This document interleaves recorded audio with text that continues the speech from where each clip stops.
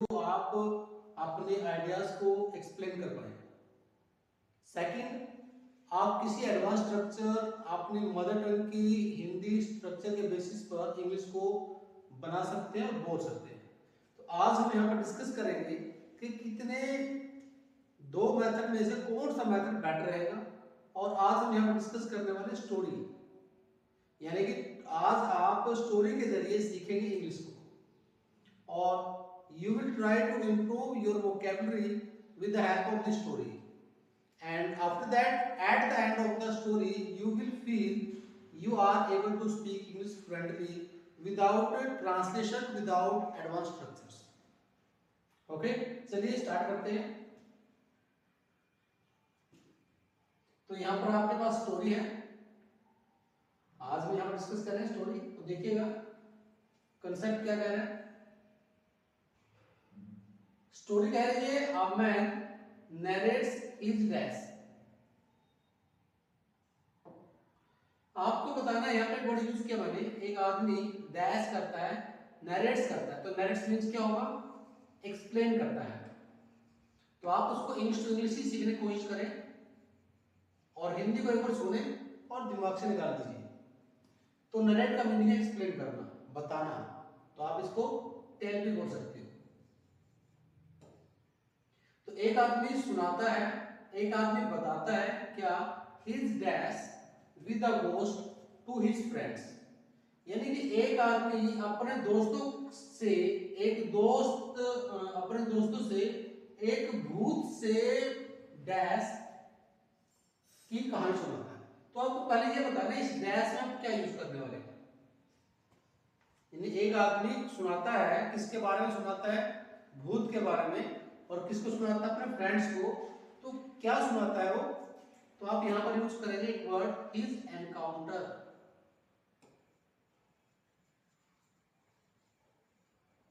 यहां पर right answer होगा आपका एनकाउंटर। तो मेरी बात समझ में आई माय डियर। एक तो आपने कोशिश की कि यहां पर डैश में यूज क्या होगा, और दूसरा आपने कोशिश की सेंटेंस को जोड़ने की। क्लियर हुआ। तो मैंने आपको समझाया यहाँ पर, एक एक्सप्लेन, दूसरा टेल, और तीसरा एनकाउंटर। 3 वर्ड्स यहाँ पर आपके हो चुके हैं। Number 4 ghost. तो 4 वर्ड वोकैबुलरी के आपके एक सेंटेंस के अंदर आ चुके हैं। तो ऐसे ऐसे आप सेंटेंस को जोड़िए और कोशिश कीजिए उस डैश में या सेंटेंस का मीनिंग क्या बन रहा है।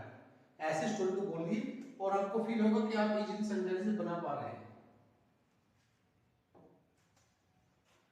तो देखिए अब, तो एक आदमी अपने मुलाकात के बारे में सुनाता है कि मेरी मुलाकात एक भूत से हुई। तो वो कहानी अपने फ्रेंड से सुना रहा है। तो हाउ डू दे रिएक्ट, यानी अब जो फ्रेंड्स हैं वे उस कहानी पर रिएक्ट कैसे करते हैं। डू दे बिलीव हिम, क्या वे उस पर विश्वास करते हैं, या व्हाट हैपेंस नेक्स्ट, आगे होता क्या है। Read on and find out. Read on to find out, तो आपको रीड करके फाइंड आउट करना है कि आगे होता क्या है, फ्रेंड्स की रिएक्शन क्या होती है, क्या फ्रेंड्स बिलीव करते हैं नहीं करते हैं। इसके बाद देखिएगा, we met that Saturday at the club. तो हम उस टाइम क्लब के अंदर सैटरडे को मिले। कौन मिलता है, हम मिलते हैं। किस दिन मिलते हैं, सैटरडे को। कहां पर मिलते हैं, at the club. Clayton had slept there overnight. तो क्लेटन वहां पर सो चुका था। आप कहना चाहते हैं क्लेटन वहां पर सो चुका था। तो यहां पर मैंने एक वर्ड यूज करने की कोशिश की है,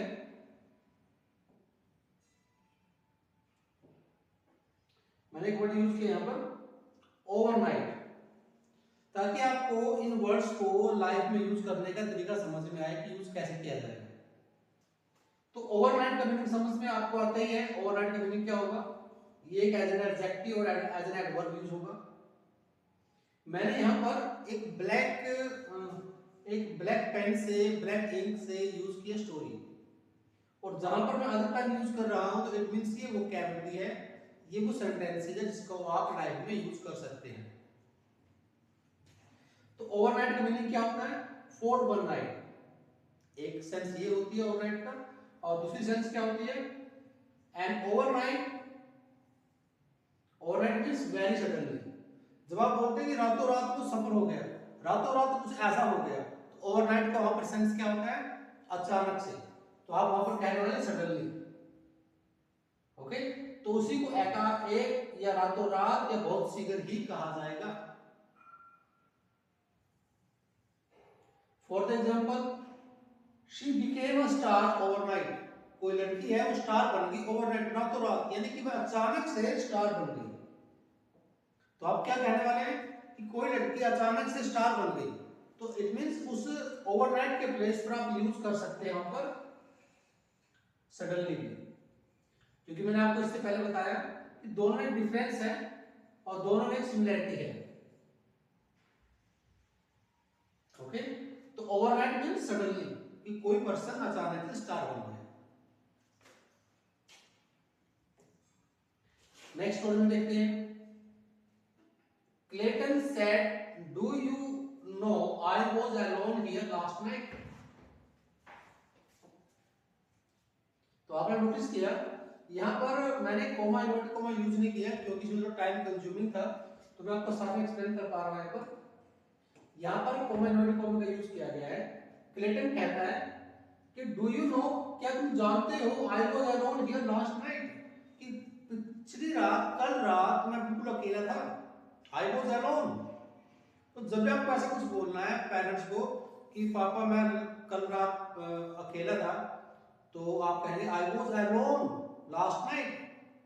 तो आपके ये सेंटेंसेस डेली लाइफ में यूज हो रहे हैं। आपको स्टोरी को सिर्फ स्टोरी लेकर नहीं चलना है, स्टोरी से सीखने की कोशिश करनी है कि ये सेंटेंसेस, ये वर्ड्स आपकी लाइफ में यूज होंगे कैसे। देखिएगा, when I cot a ghost, तो यहां पर दिया गया हाँ मैंने भूत को पकड़ लिया।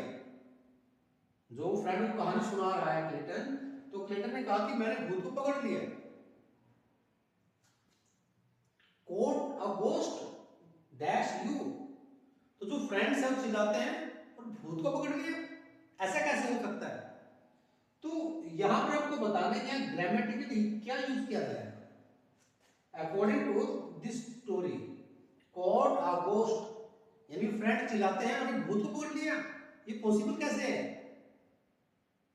तो आप बताइए यहां डैश में क्या है।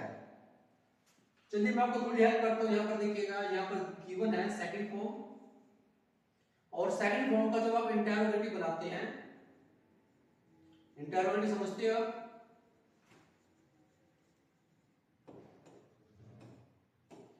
तो इंटरोगेटिव में क्या यूज करेंगे? डिड। जब भी आपको पास्ट में किसी पर्सन से जो बात कही गई है उसके रिगार्डिंग क्वेश्चन पूछना है, तो आपको पूरा क्वेश्चन बोलने की जरूरत नहीं है। जैसे फ्रेंड्स ने कहा भूत को पकड़ लिया, तो तुरंत और एक्शन क्या हुई? Did you. कोड की सेकंड फॉर्म क्या है? डिड। तो आपको यहां पर यूज करना है डिड यू, क्या तुमने सचमुच ऐसा किया?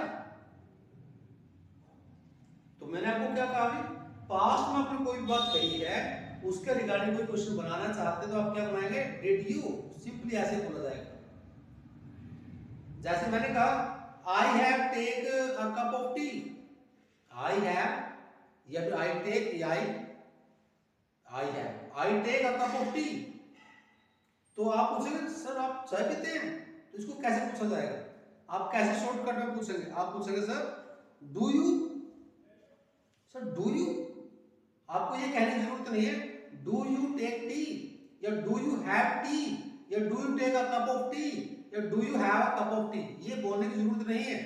आपको सिंपली इतना बोलना है do you. Is that clear? क्योंकि डू यू का मीनिंग यहां पर हो गया कि प्रेजेंट इंडेफिनिट का सेंटेंस है, लेकिन यहां पर पास्ट इंडेफिनिट का सेंटेंस था, तो आपने यूज किया डिड यू। चलिए आगे स्टोरी में देखते हैं। इवांस शाउटेड, इवान वहां पर शाउटेड होता है और पूछता है tell us all about it right now. क्या कह रहा है वहां पर कि मुझे अभी बताओ सब कुछ उसके बारे में, उस कहानी के बारे में कि आपने भूत को पकड़ लिया, कैसे पकड़ा। तो tell us all about it right now. I don't think it will come again ever said Clayton. Clayton ने कहा कि मुझे नहीं लगता कि दोबारा कभी आएगा। आपको कभी भी ये बात दोबारा किसी को बोलनी है, आप ये कहना चाहते हैं कि ये काम दोबारा नहीं होगा, तो आप क्या बोलेंगे?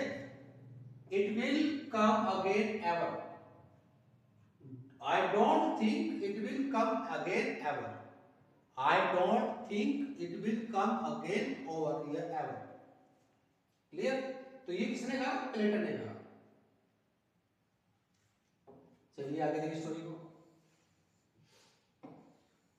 You mean you didn't dash it? Asked Sanderson with a. तो you mean you didn't, तो it means you didn't का क्या यूज होगा? तो उन्होंने कहा कि आपका मतलब है कि आपने उसको